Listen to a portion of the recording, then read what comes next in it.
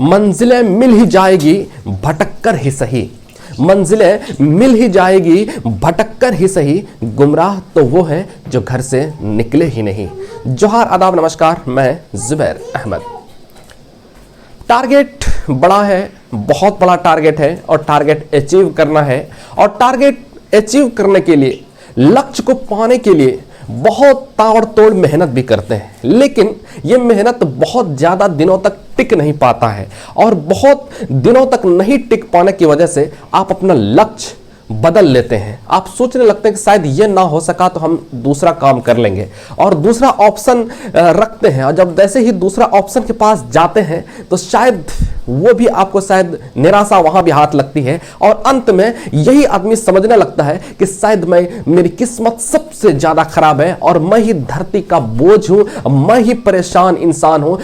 बाकी हमको छोड़ करके बाकी सारे लोगों के हालात अच्छे हैं, बाकी सारे लोग अच्छे खुशहाल जिंदगी जी रहे हैं, मैं ही परेशान हूं। और आपको शिकायत रहती है खुद से भी और प्लस में शिकायत रहती है अपने किस्मतों से भी, रिश्तेदारों से भी और गॉड से भी। लगता है कि शायद मैंने आखिर ऐसा कौन सा कर्म किया था, मैंने आखिर कौन सा कर्म किया था जो इस कर्म की सजा मुझे मिल रही है।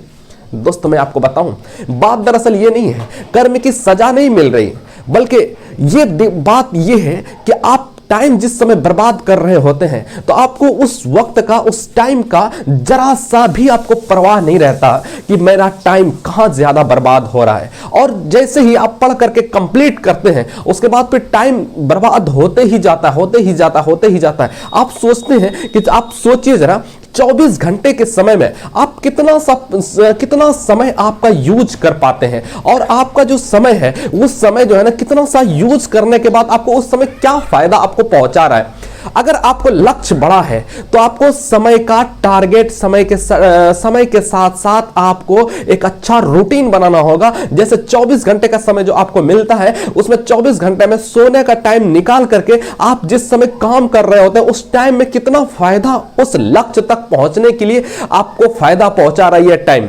अगर लक्ष्य पर पहुंचना है और जो टाइम आप यूज कर रहे हैं ये टाइम अगर आपको लक्ष्य पहुंचाने में मदद नहीं कर रहा है तो इसका मतलब है कि आप ईमानदार नहीं है। सबसे पहली बात, टाइम को जो है ना आप मैनेज करिए। टाइम से आपको लक्ष्य अचीव करना है, जो भी आपके मन में लक्ष्य हो, चाहे डॉक्टर बनने का हो, चाहे इंजीनियर बनने का हो, चाहे प्रोफेसर बनने का हो, चाहे आईपीएस बनने का हो, चाहे आईएएस बनने का, जो भी, चाहे टीचर बनने का, जो भी, आप स्वयं से बेहतर, आपसे बेहतर कोई नहीं जान सकता। आप कितने आपका इंटरेस्ट है, आप बच्चे नहीं रहे, आप बड़े हो चुके हैं। आपको डिसीजन खुद लेना क्या हम कर सकते हैं और डिसीजन सही लेना, और जो डिसीजन लेना है उस पर कायम रहना, चाहे कुछ भी हो जाए। वो टाइम एडजस्ट करिए और टाइम एडजस्ट करने के बाद आप टाइम लगाइए उस वक्त, उस समय जो है ना आप उसमें यूज करिए।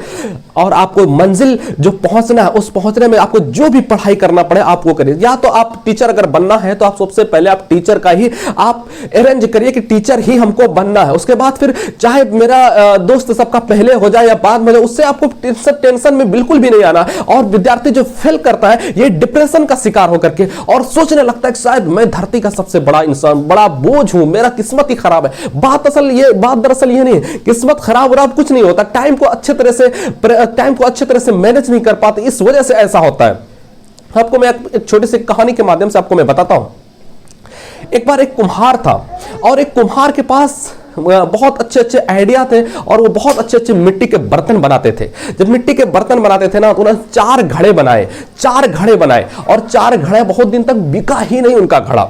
जब बिका नहीं तो वो चारों घड़ा परेशान हो गया और सोचने लगा शायद मैं धरती का सबसे बड़ा बोझ हूं, मैं ही ऐसा कौन सा कर्म किया हो जो सारे बर्तन बिक रहे और मैं ही नहीं बिक रहा हूं। तो एक जगह कुम्हार जो है ना चारों घड़े को एक जगह पर रखते हैं। जब जैसे ही चारों घड़े को एक जगह पर रखते हैं तो चारों घड़े आपस में बात करते हैं।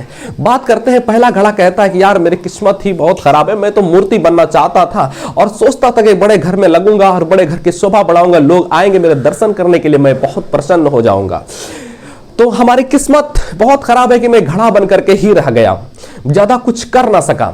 दूसरा घड़ा कहता है कि यार मेरी किस्मत भी बहुत खराब है, मैं दिया बनना चाहता था और साथ चाहता था कि दूसरे के घर का शोभा बढ़ाऊं और लोग जहां जहां पे लोग मुझे देखे तो मैं उसको रोशन कर सकूं। मेरी किस्मत खराब है कि मैं दिया बन करके ही रह गया। तीसरा घड़ा कहता है कि हमारी भी किस्मत बहुत खराब है, हम तो गुल्लक बनना चाहते थे और पैसों से बड़ी मुझे प्यार था और बच्चे मेरे अंदर पैसे डालते हैं तो मैं बहुत खुश होता, चलो मेरे अंदर पैसे डाल रहे हैं। और जब 3 घड़ों की बात जब समाप्त होती है तो चौथे घड़े से कहता है कि क्या है, तुम्हारा कुछ बनने का मन नहीं है जो तुम शांत हो? तो चौथा घड़ा मुस्कुरा करके कहता है कि भाई मेरा भी मन था कि मैं बनूं तो बच्चों का खिलौना बनूं, मेरा भी शौक तक मैं खिलौना बनूं, लेकिन मैं आज यहां खड़ा हूं तो कोई बात नहीं, जिंदगी बहुत अवसर लाती है, बहुत अवसर लाती है। इस कहानी से यह सीख मिलती है।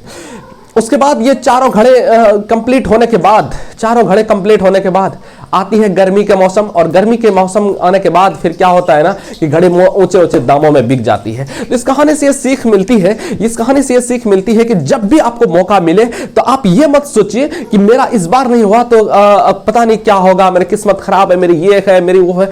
आप उस चीज का चिंता नहीं करिए, बल्कि आप ईमानदारी के साथ मेहनत करते रहिए। ईमानदारी के साथ अगर मेहनत करेंगे ना तो दुनिया की कोई ताकत आपको हरा नहीं सकती, दुनिया की कोई ताकत आपको हिला नहीं सकती। लेकिन आप डिमोटिवेट हो जाते हैं, आप परेशान हो जाते हैं, आपको लगने लगता है कि शायद अब हमसे ना हो सकेगा, हमसे होगा ही नहीं, चाहे कुछ भी हो जाए, वो देख वो हो गया, और लोग आपको भी ताने मार रहे हैं, यार तुम्हारा नहीं हुआ, उसका हो गया, तुम्हारा नहीं हुआ। ये सब दिमाग से आपको बात निकाल देना है, बल्कि एक फोकस करना है और लक्ष्य अचीव करना है। आज नहीं तो कल जरूर मंजिल मिलेगी, यकीनन मंजिल मिलेगी।